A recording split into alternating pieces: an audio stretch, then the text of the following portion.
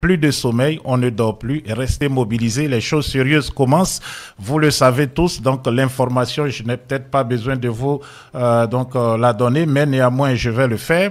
Vous savez qu'Alassane Dramane Ouattara a mis à exécution son plan machiavélique, son plan donc sadique, exclut toute l'opposition, tous les leaders de l'opposition significative ont été exclus de la liste électorale. Le président Tidiane Thiam, du président du PDC-RDA, le principal parti de l'opposition, le président Laurent Gbagbo, président du PPACI, ancien président de la République de Côte d'Ivoire, Guillaume Kibafouri Soro, ancien premier ministre de Côte d'Ivoire, et M.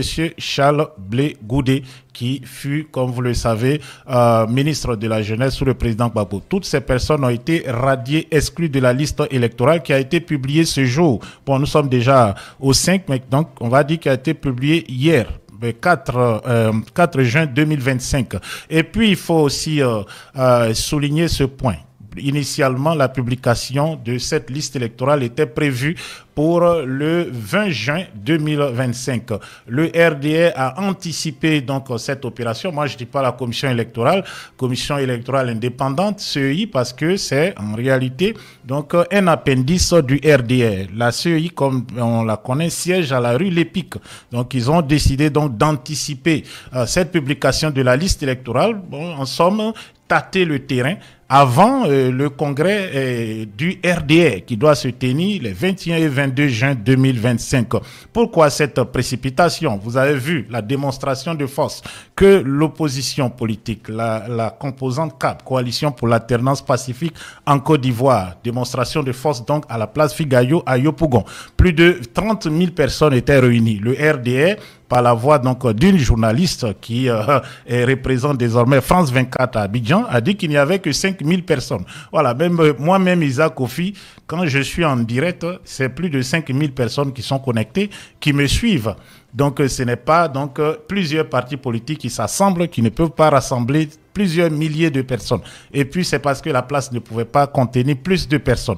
Et je rappelle que le stade d'Ebempe, stade qui lui-même, Alassane Dramane Ouattara, a baptisé pompeusement stade Alassane Dramane Ouattara d'Ebempe, a été refusé à l'opposition. Le stade André Géo, ou stade Félix Houphouët-Boigny, a aussi été refusé à l'opposition. Donc, l'opposition n'avait pas le choix que de prendre cette place, qui avait initialement d'ailleurs été refusée à l'opposition. Ensuite, ils sont revenus donc à de meilleurs sentiments et ils ont décidé de donner ce stade, disons, cette place de Yopougon.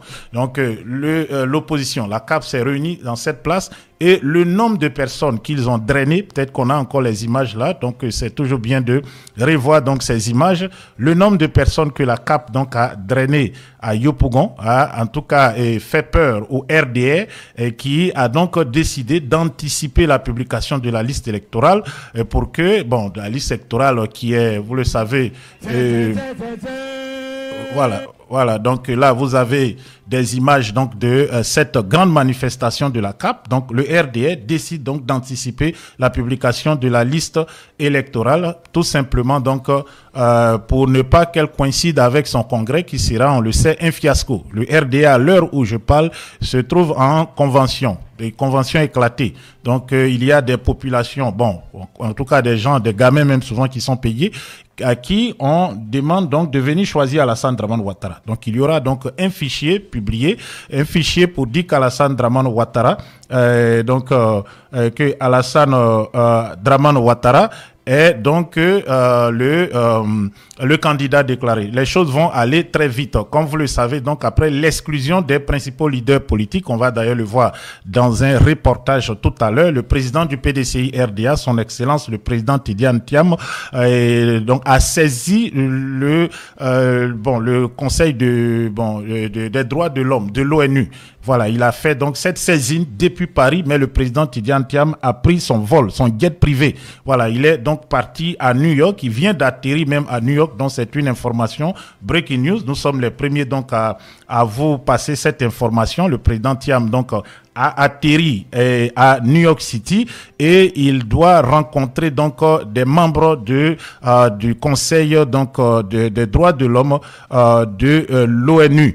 Voilà, ça sera donc demain. Ensuite, le président Thiam est attendu à Washington DC où il doit rencontrer des membres du Congrès américain des deux bords, donc du Parti démocrate et du Parti républicain, du président, voilà, du président donc Donald Trump.